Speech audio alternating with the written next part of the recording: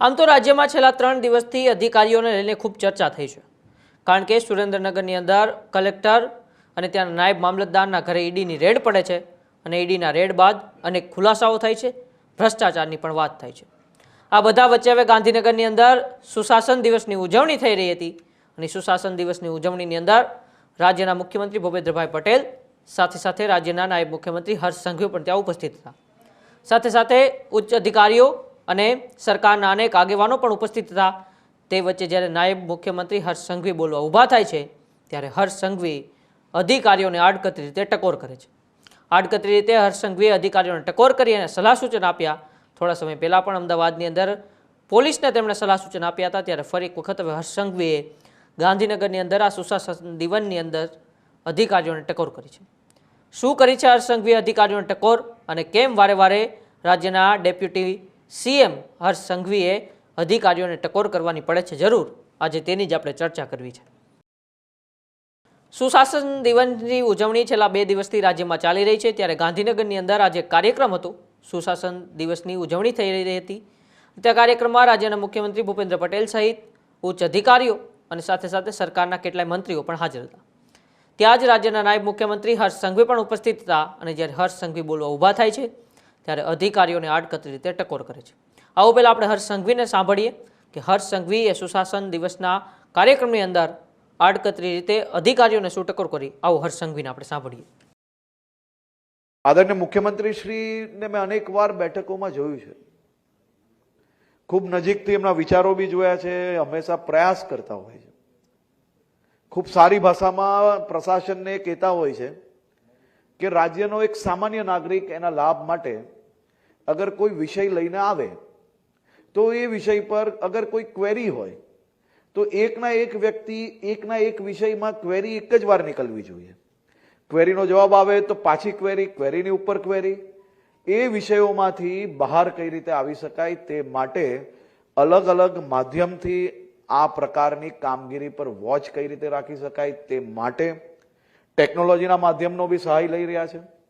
પરંતુ ટેકનોલોજી તો માહિતી આપી શકશે, પણ જ્યાર તક આપની વૃત્તિ નહીં બદલાય, ઘણા લોકો એવા હોય કે જેને કઈ જ કામ ના હોય તો બી સામાન્ય નાગરિકના સામાન્ય વિષયોની એકની એક ફાઇલ રિપીટેડ ઇન્ક્વાયરીઝ ક્વેરીઝની અંદરથી બહાર ના આવે તો એના કારણે ક્યાંક ને ક્યાંક સામાન્ય નાગરિકોને તકલીફ પડતી હોય છે। રાજ્ય સરકાર મુખ્યમંત્રી શ્રી ભૂપેન્દ્રભાઈ પટેલના માર્ગદર્શનમાં તમામ વિષયોની અંદર ખૂબ મોટા પાયે સરળતાથી લોકોને લાભ મળી શકાય તે દિશામાં ખૂબ ઝડપથી આગળ વધી રહી છે। હર્ષ સંઘવીએ અધિકારીઓને કહ્યું કે ટેકનોલોજી મદદરૂપ થઈ શકે છે, તમારામાં કામ કરવાની વૃત્તિ હોવી જોઈએ। રાજ્ય સરકાર સામાન્ય નાગરિકો માટે યોજનાઓ લાવે છે તેવું પણ હર્ષ સંઘવીએ નિવેદન આપ્યું। તો યોજનાઓ લોકો સુધી પહોંચાડવાનું કામ એ અધિકારીઓનું હોય છે તેવું પણ રાજ્યના ડેપ્યુટી સીએમ હર્ષ સંઘવીએ કહ્યું। કેટલાક અધિકારીઓ નાગરિકોના કામમાં વારંવાર ક્વેરી કાઢે છે તેવું પણ નાયબ મુખ્યમંત્રીએ કહ્યું। કંઈ પણ કામ ન હોય તો પણ નાગરિકોને ધક્કા ખવડાવતા હોય છે તેવું પણ અધિકારીઓને હર્ષ સંઘવીએ આડકતરી રીતે કહ્યું। લોકોના કામ એકવારમાં થઈ જાય તે મુજબના પ્રયાસ અધિકારીઓનો હોવા જોઈએ તેવું હર્ષ સંઘવીએ કહ્યું હતું। તો હર્ષ સંઘવીએ નિવેદન આપ્યું કે વારંવાર અધિકારીઓ એ ધક્કા ખવડાવે છે સામાન્ય લોકોને। અત્યારે તે વાત પણ સાચી છે કે સામાન્ય લોકો કે ગામડાઓમાં તાલુકા પંચાયત હોય, ગ્રામ પંચાયત હોય કે પછી મામલતદાર હોય, 3-4 ધક્કા ખવડાવે ત્યારબાદ સામાન્ય માણસનું જે ભણેલા નથી, જેમને કાગળિયા બાબતે ખબર નથી પડતી, તે લોકોના કામ 3-4 ધક્કા બાદ કરી આપે છે। અને અધિકારીઓની અત્યારે બેફામ જે રીતે ભ્રષ્ટાચાર પણ ચાલી રહ્યો છે તેને પણ આડકતરી રીતે હર્ષ સંઘવીએ કહી દીધું કે ટેકનોલોજી મદદરૂપ થઈ છે, તમારામાં કામ કરવાની વૃત્તિ હોવી જોઈએ, તમારે હંમેશા કામ કરતું રહેવું જોઈએ। અને જે સરકારી યોજનાઓ સરકાર કાઢે છે તે સરકારી યોજનાઓને લોકો સુધી પહોંચાડવાનું કામ પણ એ અધિકારીઓનું જોઈએ છે, પરંતુ અધિકારીઓ એવું નથી કરતા।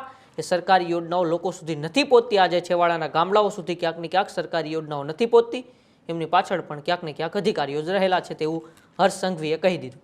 તો કેટલાક અધિકારીઓ નાગરિકોના કામમાં વારંવાર ક્વેરી કાઢે છે, એટલે કે વારંવાર સામાન્ય જનતા જ્યારે સરકારી ઓફિસોની અંદર જાય છે ત્યારે સરકારી અધિકારીઓ તેમને ધક્કા ખવડાવે છે, તેમાં ક્વેરી કાઢે છે કે તમારું આ કામ નથી થાય એમ, તમારા આ કામમાં વસ્તુ ઘટે છે, તમારા આ કામમાં વસ્તુ નથી થાય એમ।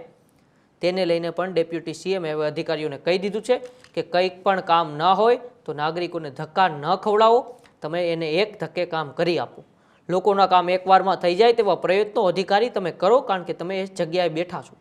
તમે તો એસી ઓફિસમાં બેઠા છો, પરંતુ સામાન્ય જનતા પોતાનું પેટ્રોલ બાળીને, પોતાના ભાડા ખર્ચી તમારી સરકારી ઓફિસ સુધી આવતા હોય છે, અને સરકારી કચેરી સુધી જ્યારે તે સામાન્ય જનતા આવતા હોય છે ને ત્યારે તમે એને પાછા મોકલો છો ને એમ કહો છો કે આજે તમારું કામ નહીં થાય, તમે કાલે આવજો. કાલે પાછા એમ કહો છો કે આજે તમારું કામ નહીં થાય, પરમ દિવસે આવજો.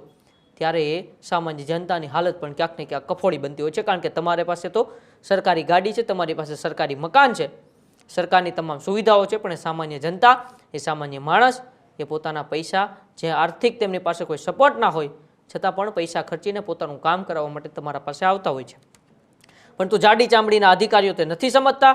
એ સામાન્ય જનતાને વારંવાર ધક્કા ખવડાવે છે, અને તે જ જાડી ચામડીના અધિકારીઓ માટે હવે ડેપ્યુટી સીએમએ જાહેરમાંથી એક નિવેદન આપવું પડ્યું છે, અને આડકતરી રીતે ટકોર અને સલાહ સૂચન કરવી પડી છે કે તમે સામાન્ય નાગરિકો માટે યોજનાઓ જે પણ સરકાર લાવે છે તે લોકો સુધી પહોંચાડવાનું કામ કરો, કારણ કે સરકાર અને સામાન્ય જનતા એટલે કે છેવાડાના લોકો સુધીની વચ્ચેની જે કડી હોય તેને જોડવાનું કામ તે સરકારી કર્મચારીનું હોય છે, અધિકારીઓનું હોય છે.